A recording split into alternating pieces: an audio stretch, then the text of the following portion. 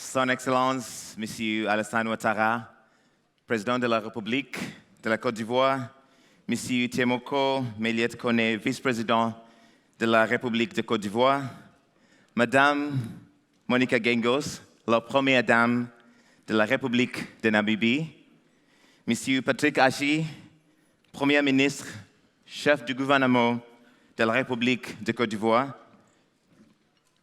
Monsieur le chef du gouvernement du Cameroun, du Gabon, du Maroc, de Sao Tomé et Principe, Monsieur le représentant du président de la République de l'Angola, du Niger et du Mozambique, Mesdames et Messieurs, bonjour à tous. Bonjour à tous. That's more like it. Bienvenue à Abidjan et bienvenue à Africa CEO Forum 2023. You made it. You're here. Welcome to Abidjan and welcome to the Africa CEO Forum 2023. It's great to see so many familiar faces, some new ones. Who's here for the first time? La première fois.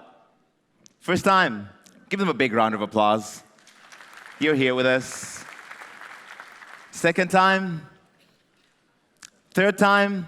La troisième fois. Fifth time. 5 times. Okay, you're just showing off. Come on. Come on. That's enough.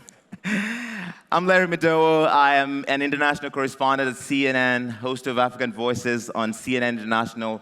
But most of all, I am a proud African.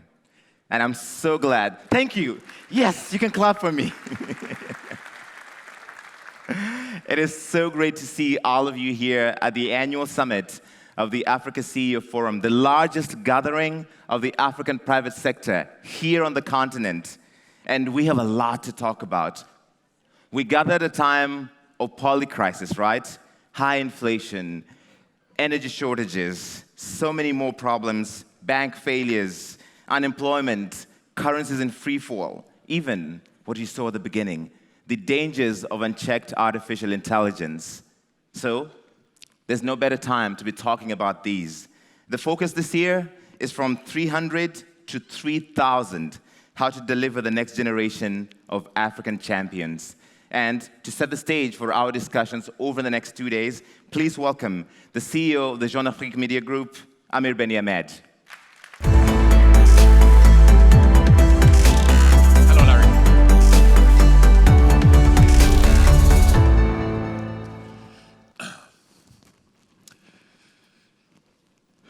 Monsieur le Président de la République de Côte d'Ivoire, Monsieur le Premier ministre de Côte d'Ivoire, Madame la Première Dame de Namibie, Messieurs les Premiers ministres et chefs de gouvernement du Cameroun, du Gabon, du Maroc et de Sao Tomé, Mesdames et Messieurs les ministres et dirigeants d'institutions, chers participants, chers amis, Akwaba, bienvenue, comme on dit en Côte d'Ivoire. Bienvenue à la 9e édition du Africa CEO Forum. C'est un immense plaisir de vous retrouver chaque année un petit peu plus nombreux. Je vois beaucoup de monde dans les travées. Vous êtes plus de 2000 participants cette année, dont 70%, dont 70 pays, et c'est très important pour le Forum, issus de 43 pays du continent africain. C'est un plaisir de vous retrouver en Côte d'Ivoire. Merci au président Alassane Ouattara, merci à tout le gouvernement ivoirien conduit par le Premier ministre Patrick Achi de nous accueillir toujours aussi chaleureusement à Abidjan. C'est notre 4e édition ici. Et on peut dire que la Côte d'Ivoire est désormais une terre d'accueil naturelle pour le Forum. Et pour l'anecdote, on me pose régulièrement la question, et pas plus tard qu'il y a quelques jours, sur un plateau de télévision au Nigeria, qu'est-ce qui fait l'attractivité d'Abidjan pour le Forum? Alors ma réponse est toujours très simple. La Côte d'Ivoire est devenue l'un des plus grands hubs économiques du continent. C'est une économie résolument engagée dans l'émergence, dans la diversification, et qui a désormais au cœur de sa stratégie le secteur privé. Il a contribué à plus de 75% au doublement du PIB au cours des 10 dernières années. C'est une performance admirable qui mérite d'être saluée et c'est tout l'ADN du Forum.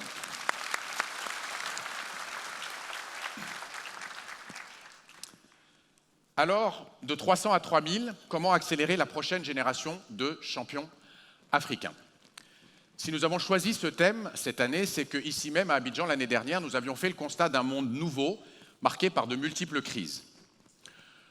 Et un an après, au conflit en Ukraine, à la rivalité sino-américaine, aux manifestations toujours plus importantes du dérèglement climatique, se sont ajoutés des marchés financiers fébriles et les interrogations dont Larry parlait tout à l'heure sur l'intelligence artificielle. Et tout ça dans un contexte de crise macroéconomique globale qui nous touche durement sur fond d'inflation et de resserrement du crédit. Mais paradoxalement, nous avions conclu l'année dernière que c'était une incitation formidable à construire notre souveraineté économique, en investissant sur notre marché commun, en investissant sur nos chaînes de valeur locales dans des secteurs stratégiques comme l'agrobusiness et la santé, et en nous positionnant sur les grandes chaînes de valeur mondiales pour capitaliser sur nos matières premières, mines, gaz, mais aussi sur le capital humain dans des secteurs comme la tech ou l'intelligence artificielle.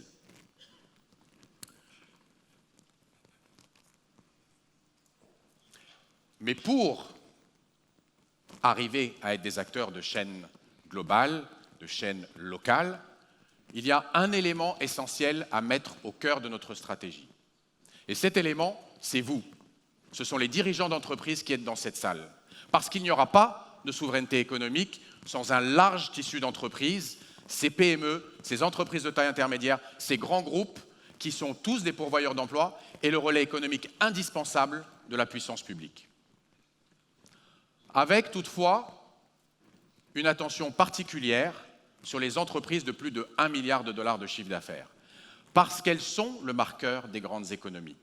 Et c'est pour ça que nous avons choisi ce thème.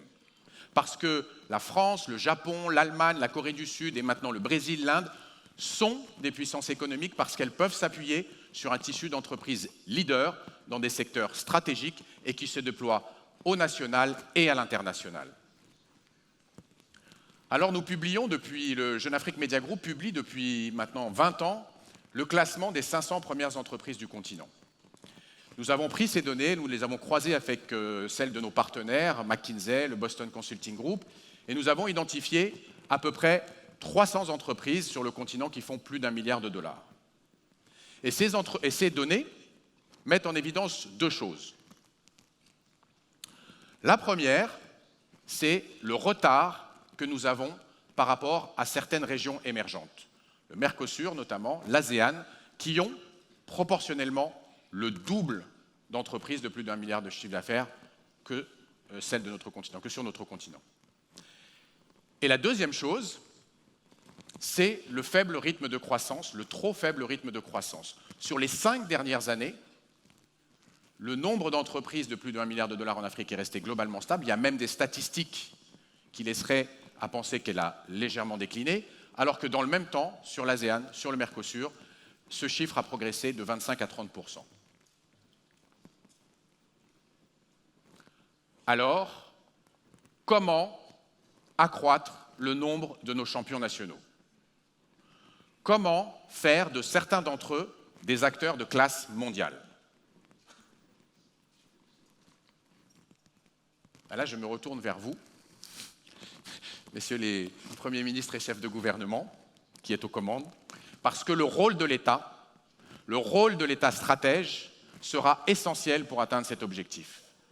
Essentiel pour créer les conditions d'un cercle vertueux qui permet à une PME de plusieurs millions de dollars de se transformer en entreprise de taille intermédiaire de plusieurs dizaines ou centaines de millions de dollars et d'espérer un jour faire partie de cette prochaine génération de champions nationaux. Alors nous entendrons dans quelques minutes les interviews croisées du chef de gouvernement du Maroc et du Premier ministre de la Côte d'Ivoire qui partageront leur vision et leurs réalisations sur ce sujet très important. Le Maroc s'est illustré très tôt sur sa politique de champions nationaux avec quelques grandes réussites, notamment dans les secteurs financiers avec Bank of Africa, Tijari Wafa Bank, avec des entreprises publiques aussi comme l'OCP qui est un des grands champions nationaux africains, aussi dans des sujets d'infrastructure avec Tangemed, et la Côte d'Ivoire qui a vu au cours des dernières années son nombre d'entreprises de plus d'1 milliard de dollars passer de 1 à 4, prépare un programme comparable pour ces entreprises pépites. Nous entendrons bien sûr aussi les premiers ministres du Cameroun, du Gabon, de Sao Tomé et de nombreux autres décideurs publics qui viendront partager leur vision du développement du secteur privé, parce que notre objectif, notre souhait, c'est qu'à l'issue de cette conférence, à l'issue de ces 2 jours, il y ait un dialogue public-privé exigeant qui fasse que nous repartions, que nous créions un front uni, secteur privé, institutions, gouvernement, convaincus que nous pouvons faire de l'entreprise le fer de lance de la conquête de la souveraineté économique.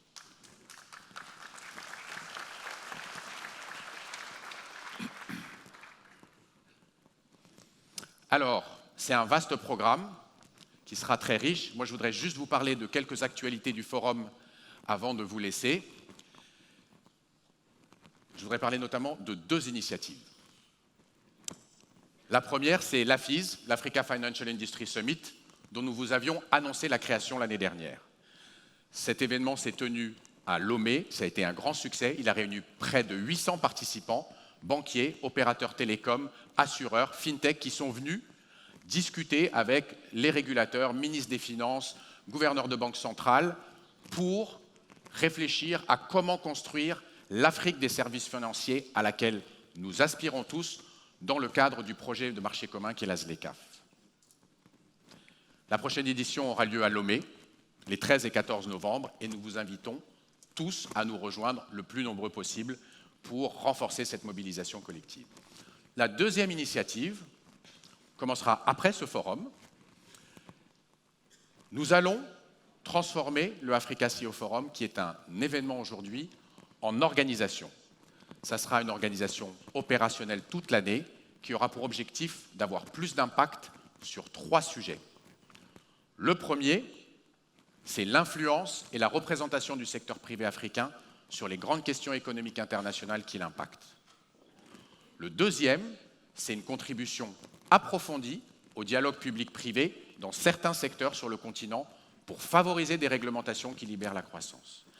Et le troisième impact, c'est de créer plus d'initiatives à fort engagement social, sociétal et environnemental.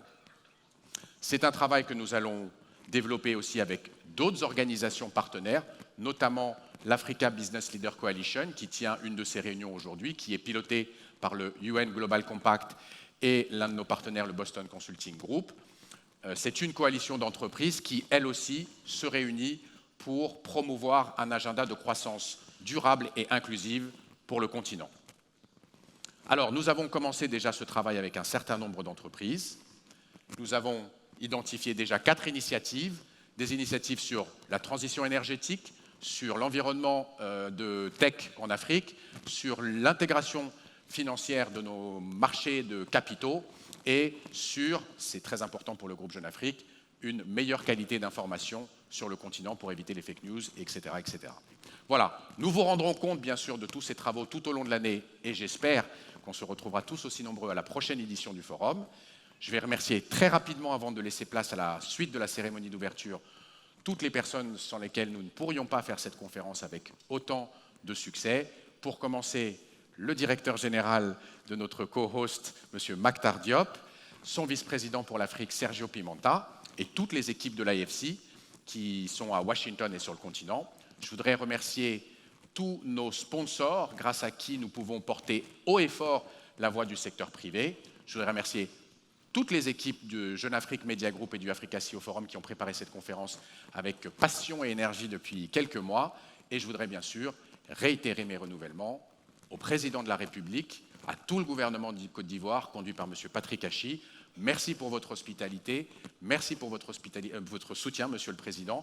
Je vous souhaite une excellente conférence et un très bon séjour à Abidjan. Merci.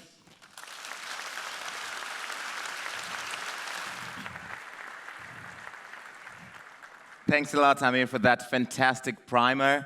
And he mentioned something that I just want to highlight. There's almost 2,000 of you here, business leaders, policymakers, investors, doers and builders from every corner of our continent and beyond. You're all here. That's amazing. Not on Zoom, in person. Do you guys remember those times? Let's never go back there. It is now my pleasure to welcome the first African Managing Director of the International Finance Corporation, Mr. Maktar Diop.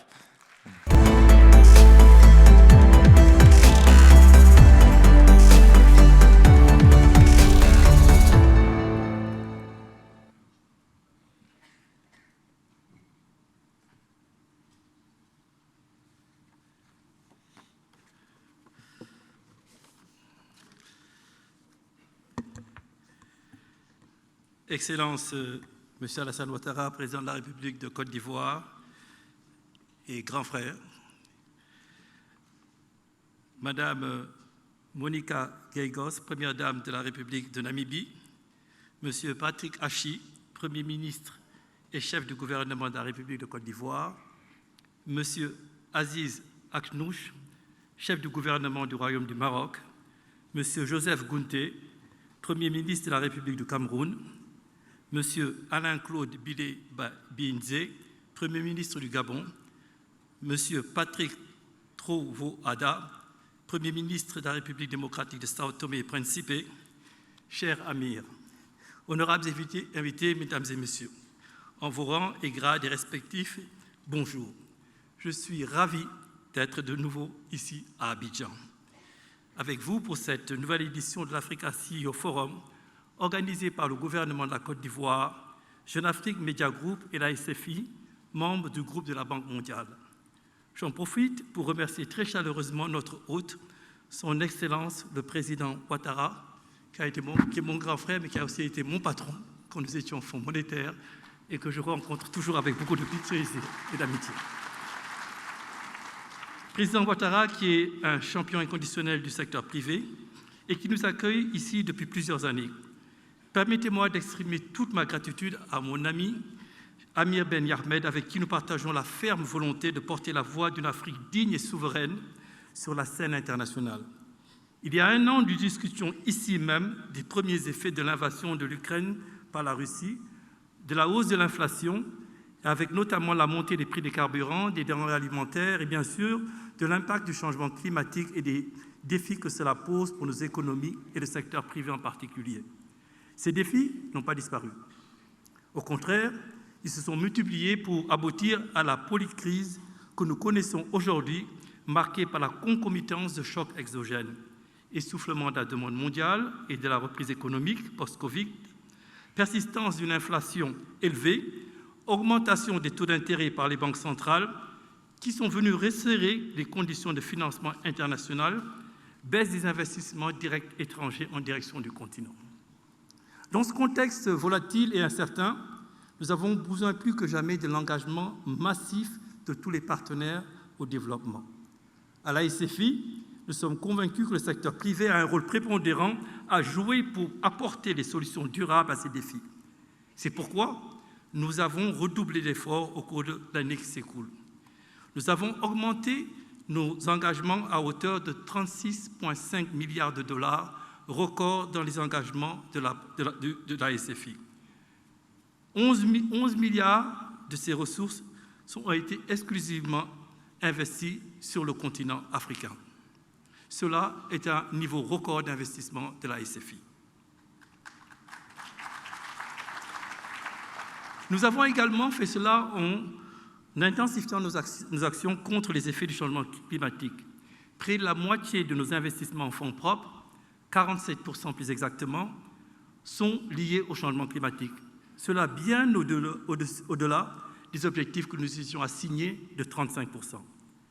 Je suis fier également d'annoncer que nous avons redoublé nos efforts en ce qui concerne les financements commerciaux à court terme, car nous sommes conscients de l'impact dévastateur des crises actuelles sur le financement du commerce international. Nous prévoyons, sur les 2 années à venir, d'augmenter de 50% la taille de notre portefeuille en Afrique. C'est aussi face aux défis que naissent les opportunités qui changeront la donne pour le monde que nous construisons. Ainsi, ces multiples crises ont permis de mettre en lumière les secteurs porteurs qui sont les vecteurs de la croissance future. Je citerai en premier lieu les secteurs de l'agroalimentaire et de l'agro-industrie. On ne peut pas être mieux placé que la Côte d'Ivoire pour parler de ces secteurs. L'Afrique, à ce jour, est le seul continent qui n'a pas connu sa révolution verte. Je répète, l'Afrique, à ce jour, est le seul continent qui n'a pas connu sa révolution verte. Pour y remédier, il est nécessaire d'avoir une action forte et combinée des partenaires au développement pour susciter et encourager la création de nouvelles chaînes de valeur agricoles pérennes et compétitives à l'international. Ce à quoi nous sommes engagés résolument au niveau des institutions du groupe de la Banque mondiale. Nous croyons fermement que les unicornes, comme on les appelle, viendront de ce secteur dans le contexte africain. Nous devons agir également vite pour stimuler l'investissement privé dans la production et la transformation locale et dans la commercialisation des produits agricoles. Ce n'est pas un rêve, nous pouvons le faire. Je prends comme exemple le partenariat conclu entre la SFI et l'OCP, le groupe OCP Afrique, qui est le leader mondial dans la production de phosphates et d'engrais agricoles. Nous avons signé récemment un projet à hauteur de 100 millions de dollars qui vise à renforcer les capacités logistiques du groupe, à augmenter la production d'engrais adaptés aux sols et cultures locales, développer la formation des agriculteurs et, ce faisant, promouvoir les systèmes alimentaires durables. L'Africa CEO Forum, qui réunit les grands décideurs du monde économique africain et représente, selon moi, une opportunité unique de débattre des enjeux liés au développement d'une agriculture forte et durable, répondant aux défis de la sécurité alimentaire tout en se montrant respectueuse de l'environnement. Nous ne pouvons pas continuer en Afrique à subir des chocs exogènes et à être dépendants des importations que nous avons à l'heure actuelle dans le secteur agricole. Il est temps de faire cette révolution verte. N'oublions pas également que, quand on parle de changement climatique et de transformation climatique, l'Afrique a un rôle à jouer. Actuellement, je pense que l'Afrique est la solution à beaucoup de maux auxquels le monde fait face. Notre continent dispose de ressources solaires, hydrauliques, géothermales, parmi les plus importantes au monde, mais encore très largement inexploitées. En Égypte, au Maroc, au Kenya, en Afrique du Sud, en Namibie et dans d'autres pays africains, les discussions ont été entamées pour exploiter l'hydrogène vert et permettre au monde entier de bénéficier des richesses encore cachées du continent. Pour tirer profit des nombreuses opportunités sous-jacentes, il est primordial de nouer des partenariats. Et je citerai ici le partenariat que nous avons développé avec l'Agence internationale de l'énergie et dans quelques semaines, au sommet pour le nouveau pacte financier mondial prévu à Paris le 23 et 24 juin prochain, nous présenterons les conclusions d'un nouveau rapport sur le rôle du secteur privé dans le développement de ces nouvelles énergies propres. Et l'Afrique sera au cœur de cette discussion. La création d'emplois en quantité et en qualité suffisante constitue une urgence pour les décideurs africains et vous ici présents. Nous savons tous que les millions d'emplois dont l'Afrique a besoin seront créés par le développement et la croissance d'un tissu dynamique de PME et PMI. Il est donc urgent de faciliter l'accès au financement pour ce maillon essentiel de nos économies. C'est ce à quoi nous travaillons ardemment. Nous devons également ajuster et continuer à ajuster nos instruments pour réduire le risque attaché aux investissements dans ce secteur. L'année dernière, Monsieur le Président, nous avons débattu de l'importance du secteur de la construction et du logement. Vous nous avez annoncé l'ambitieux programme de création de logements sociaux pour la Côte d'Ivoire. Des progrès ont été enregistrés dans ce domaine. Nous sommes heureux d'annoncer la signature en marge de ce forum d'un programme de conseil pour le secteur du logement abordable en Côte d'Ivoire, avec pour l'objectif de mobiliser les investissements privés pour la construction de logements abordables de qualité dans le district d'Abidjan tout d'abord et ensuite dans les villes secondaires. Par ailleurs, comme nous considérons que la chaîne de valeur doit se développer en Afrique, nous conclurons aujourd'hui un partenariat avec la BUA, deuxième cimentier du Nigeria, pour financer de nouvelles lignes de production à base de combustibles propres destinées à produire du ciment bas carbone au service de la construction éco-responsable. Nous appuyons également d'autres projets d'investissement dans le secteur immobilier au Kenya, au Rwanda et dans d'autres parties d'Afrique de l'Est. Pour atteindre ces objectifs, nous nous appuyons sur les nouveaux leviers de croissance et tendances de fonds qui affectent l'ensemble du continent. J'en citerai quelques-unes. L'accélération de l'intégration économique et régionale. Depuis 2 ans, les décideurs du continent ont officiellement lancé la zone de libre-échange continentale africaine, ZLECAf. Il est maintenant plus qu'urgent de traduire ces engagements politiques en réalisations concrètes. Par exemple, il faut réduire, voire éliminer progressivement les barrières non tarifaires existant entre les zones économiques sous-régionales du continent. De même, il est important de mettre en œuvre des politiques aussi importantes et urgentes que le Open Sky Policy au niveau du continent africain. Je sais, Monsieur le Président, que vous avez été un champion du développement du secteur du transport aérien en Afrique et nous pensons que c'est une source importante de croissance et de compétitivité de notre économie. La diffusion d'un modèle du partenariat public-privé est également important. Cela constitue pour nous le meilleur moyen de combler le déficit en infrastructure et cela a été démontré en Côte d'Ivoire par les différents projets que nous avons pu mettre en œuvre. Cependant, cette solution a besoin d'être étendue dans d'autres secteurs que le secteur des infrastructures. Bien qu'il y ait eu une volonté politique en ce sens, il est important de noter que le nombre de PPP en Afrique est encore largement insuffisant. Nous sommes déterminés à nous asseoir avec nos partenaires pour libérer le potentiel des PPP en Afrique au service d'infrastructures de qualité, mais également de services sociaux de qualité.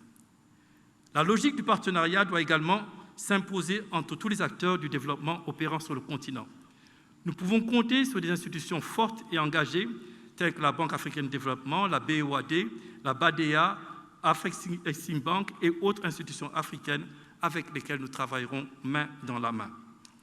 Je voudrais également souligner ici la présence de la directrice du Programme des Nations Unies pour l'environnement, avec qui nous avons développé une feuille de route conjointe pour répondre aux nouvelles urgences que sont la pollution plastique des mers et des océans, et nous travaillons également pour un programme de développement de la mobilité e-mobility. En ce jour où nous célébrons le 50e de la Journée mondiale de l'environnement, dont la Côte d'Ivoire est cette année le pays hôte, je voudrais saluer la présence de Mme Inge Anderson, une amie et collègue de longue date qui nous a fait l'honneur de participer à nos travaux. L'année dernière, nous avons également abordé l'importance des technologies numériques. ChatGPT n'était pas si populaire et l'intelligence artificielle était limitée aux pays les plus développés. Nous sommes dans un monde tout à fait différent. Le développement de ces nouvelles technologies s'avère décisif pour relever le défi de l'inclusion financière, particulièrement en direction des PME. Comme vous avez pu le noter dans ces récentes interventions, le nouveau président du groupe de la Banque mondiale, Ajay Banga, qui a visité la Côte d'Ivoire, a fait de la création d'emplois par le développement des PME et PMI une des priorités de son nouveau mandat. Plus que jamais, le groupe de la Banque mondiale et la SFI sont déterminés à poursuivre et à accélérer nos efforts et nous nous réjouissons des perspectives de collaboration et d'innovation qui émergeront de cette nouvelle édition de Africa CEO Forum et souhaitons à tous plein succès dans la concrétisation de vos projets et activités sur le continent africain. Je vous remercie.